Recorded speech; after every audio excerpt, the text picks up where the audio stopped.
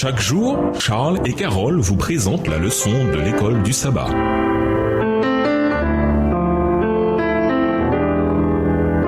Bienvenue dans votre émission. Dieu nous parle. Nous voilà la leçon de dimanche, jeûne et adoration. Lisons Néhémie 9, les versets 1 à 3. Pourquoi le peuple devait-il se séparer de tous les étrangers? Néhémie 9, les versets 1 à 3. Le 24e jour du même mois, les Israélites revêtus d'habits de toile de sac et la tête couverte de poussière s'assemblèrent pour un temps de jeûne. Ceux qui étaient Israélites de souche s'étaient séparés de tous les gens d'origine étrangère. Puis ils se présentèrent pour confesser leurs péchés et ceux de leurs ancêtres. Ils se mirent debout, chacun à sa place, et on lut pendant 3 heures dans le livre de la loi de l'Éternel leur Dieu. Puis pendant 3 autres heures, ils se tinrent prosternés devant l'Éternel leur Dieu et confessèrent leurs péchés. Néhémie était impatient de s'assurer que le peuple associait ce moment-là à la joie, mais il conduisit d'abord l'assemblée dans un jeûne. Ils s'humilièrent devant Dieu et jetèrent de la poussière sur leur tête en portant le sac. Du fait que les étrangers n'avaient pas de part dans le péché collectif d'Israël, les Israélites se séparèrent d'eux car les Hébreux savaient que c'était leur péché qui devait être pardonné. Ils reconnaissaient les péchés de leur nation, péchés qui les avaient entraînés en exil. Leurs prières et leurs confessions collectives démontraient une compréhension profonde de la nature du péché. Les Israélites auraient pu être fâchés contre leurs prédécesseurs qui avaient tout gâché et entraîné toute la nation en exil. Ils auraient pu passer leur temps à se plaindre des choix de leurs dirigeants et du manque de piété des générations précédentes qui les avaient conduits à leur situation présente. Un tout petit groupe de gens revenus dans leur pays. Pourtant, au lieu de nourrir de la haine et des doléances, ils se tournèrent vers Dieu dans l'humilité et la confession. Néhémie 9, verset 3 rapporte que le peuple lut le livre de la loi pendant un quart de la journée et ils confessèrent leurs péchés et adorèrent Dieu pendant un autre quart. Il s'agit de la 3e lecture de la Torah. Lire la Torah est central pour la confession qui doit être fondée sur la vérité, laquelle vient de Dieu. À travers notre lecture de la Bible, Dieu se rapproche de nous et le Saint-Esprit peut nous parler et nous enseigner. La vérité de sa parole façonne notre raisonnement et notre compréhension nous encourage et nous élève. Les Israélites pleurèrent et se lamentèrent également car quand on passe du temps dans la présence de Dieu, nous prenons conscience de sa beauté et de sa bonté et nous fait comprendre combien il est étonnant que le Créateur de l'univers choisisse d'être avec nous malgré toute notre indignité. Ainsi, nous réalisons que sans Dieu dans nos vies, nous ne sommes pas différents de nos ancêtres spirituels dans la foi. Ce n'est qu'avec Dieu qui agit en nous que nous pouvons devenir ceux que nous devons être. Lisons Daniel 9, les versets 4 à 19.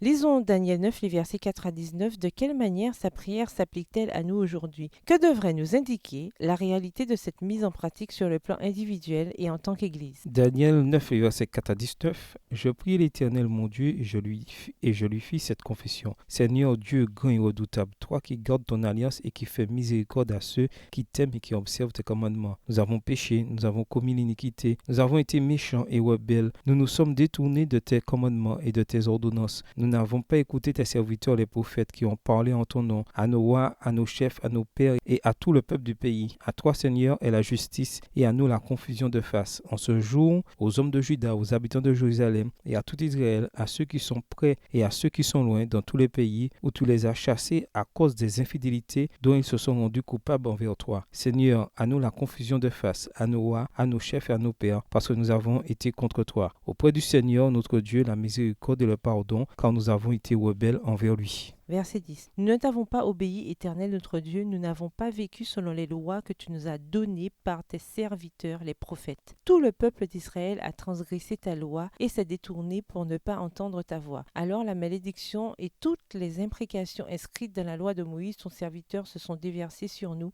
parce que nous avons péché contre Dieu. Tu as accompli les menaces que tu avais prononcées contre nous et contre les chefs qui nous gouvernaient. Tu as fait fondre sur nous un malheur si grand que dans ce monde, il n'y en a jamais eu de pareil à celui qui a frappé Jérusalem. Tout ce malheur nous a frappés conformément à ce qui était écrit dans la loi de Moïse, et nous ne t'avons pas imploré, Éternel notre Dieu. Nous ne nous sommes pas détournés de nos fautes, et nous n'avons pas été attentifs à ta vérité. C'est pourquoi, Éternel notre Dieu, tu as veillé à ce que ce malheur fonde sur nous, car tu es juste dans tout ce que tu fais, tandis que nous ne t'avons pas obéi. Verset 15. Et maintenant, Seigneur notre Dieu, toi qui as fait sortir ton peuple du pays d'Égypte, par ta main puissante et qui t'ait fait un nom comme il est aujourd'hui. Nous avons péché, nous avons commis l'iniquité. Seigneur, selon ta grande miséricorde, que ta colère et ta fureur se détournent de ta ville, de Jérusalem, de ta montagne sainte, car à cause de nos péchés et des iniquités de nos pères, Jérusalem et ton peuple sont en opprobre à tous ceux qui nous entourent. Maintenant donc, ô notre Dieu, écoute la prière et les supplications de ton serviteur, et pour l'amour du Seigneur, fais briller ta face sur ton sanctuaire dévasté. Mon Dieu, prête l'oreille et écoute. Ouvre les yeux et regarde nos ruines. Regarde la ville sur laquelle ton nom est invoqué. Car ce n'est pas à cause de notre justice que nous te présentons nos supplications, c'est à cause de tes grandes compassions. Seigneur, écoute. Seigneur, pardonne. Seigneur, sois attentif. Agis et ne tarde pas, par amour pour toi, ô mon Dieu, car ton nom est invoqué sur ta ville et sur ton peuple. Au revoir. Et à demain si Dieu veut. Dieu nous parle.